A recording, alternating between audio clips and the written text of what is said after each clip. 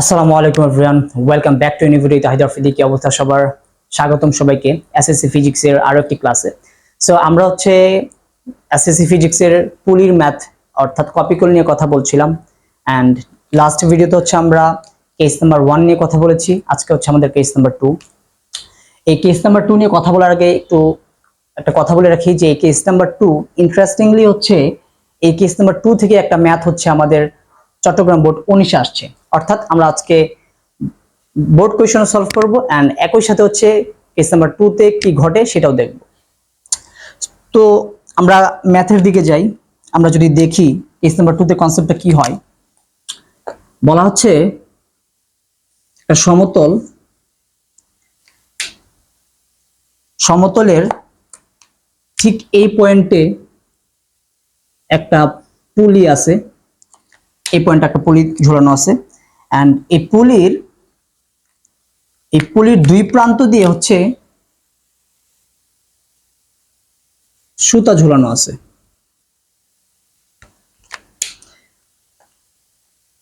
তার এই পাশে একটা ব্লক আছে, সুতার এই প্রান্তে একটা ব্লক, আর সুতার এই প্রান্তে একটা ব্লক আছে, যেটা এম ব্লক, আর যেটা এটা পি ব্লক। অর্থাৎ এটা M1 এন্ড এটা M2 এন্ড এটার আলাদা ভরও দেওয়া আছে। এই এম ব্লক ভরের বস্তুটার ভর 2 কেজি, আর এটা 3 কেজি ভরের একটা বস্তু। আমাকে প্রশ্ন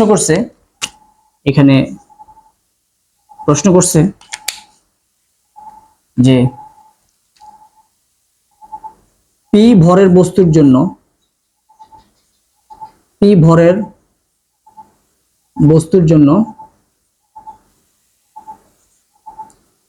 এম ভরের বস্তুর উপর বলের প্রভাব বিশ্লেষণ করো। সেটা আমার প্রশ্ন। একটা সমতলের এই পয়েন্টে একটা পুলি ঝুলানো আছে এন্ড এই পুলির দুই প্রান্তে একটা রশি, অর্থাৎ একটাই রশি ঝুলানো আছে। আর রশির দুই প্রান্তে দুইটা ব্লক ঝুলানো আছে, একটা এম, একটা পি। এন্ড এটার এদের স্পেসিফিক ভর দেওয়া আছে এন্ড বলছে যে এই এম ভরের বস্তুর বলের প্রভাবটা বিশ্লেষণ করতে পি ভরের বস্তুর জন্য। সো আমরা বলেছিলাম যে আমরা যখন এই ম্যাথগুলোর দিকে অ্যাপ্রোচ করব তার আগে আমরা এদের বল নিয়ে কথাবার্তা বলবো, যে এই একটা ভর সিস্টেমে যতগুলো ভর থাকে তাদের যে বলগুলো ক্রিয়া করে সেই বলগুলো নিয়ে আগে আমরা কথাবার্তা বলবো। তো M1 এর ক্ষেত্রে যেটা হয়, ওর ওজন তো কাজ করতেছে ভাই নিচে খাড়া mg, খাড়া নিচের দিকে, এটা M1g, কিন্তু সুতা ওর উপর দিকে টানতেছে, যেটা T, সুতার টান বল T। আর এই ক্ষেত্রে যেটা হয়, M2 ভরের বস্তুর জন্য ওর mg বল খাড়া নিচের দিকে কাজ করতেছে, সেম, ঠিক আছে। বাট এখন কিন্তু সুতার টান বলটা কিন্তু আর উপর দিকে নেই, সুতার টান বলটা আর উপর দিকে নেই, সুতার টান বলটা আছে ওর ডান দিকে। এই বস্তুটা ওর mg বলের কারণে নিচের দিকে পড়ে যাচ্ছে, ঠিক আছে। সুতা ওর উপর দিকে টানতেছে কিন্তু ওর নিচের দিকে চলে আসতেছে। আবার এইটার ক্ষেত্রে ওর mg বল ওর টানতেছে ঠিকই, কিন্তু তার কোনো প্রভাব এখানে কাজ করতেছে না, কারণ সুতা ওর ডান দিকে টানতেছে।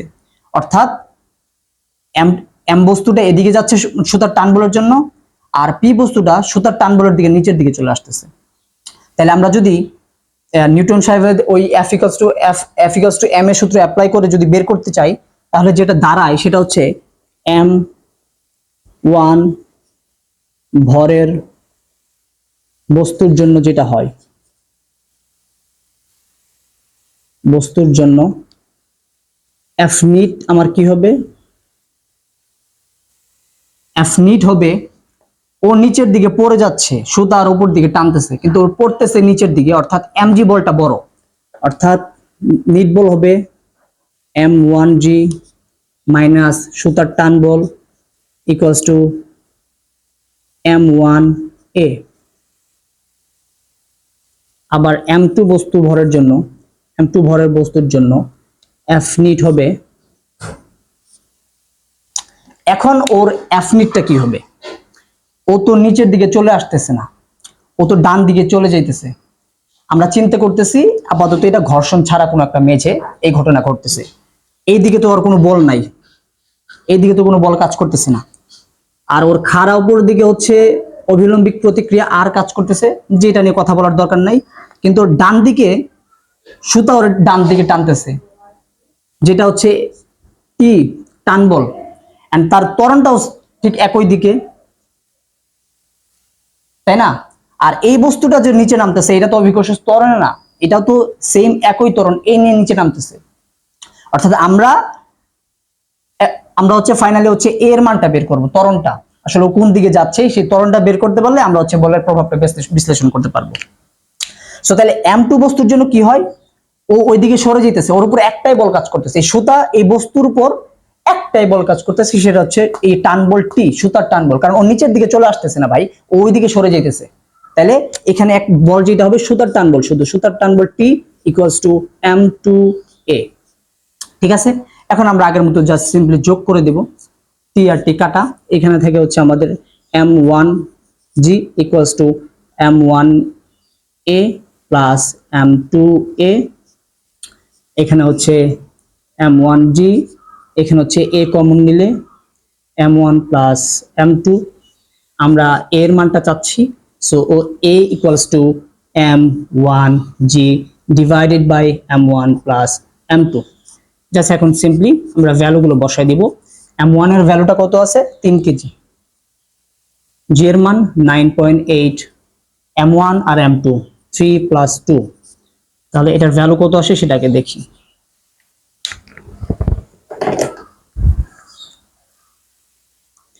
3 into 9.8 divided by 5, which is 5.89 meter per second square। অর্থাৎ আমার দুইটা ব্লকের উপর যে ত্বরণ কাজ করতেছিল এ, ও তো এর জন্য এ ত্বরণের জন্য ওইদিকে সরে গেছে, আর ও তো নিচের দিকে চলে আসতেছে।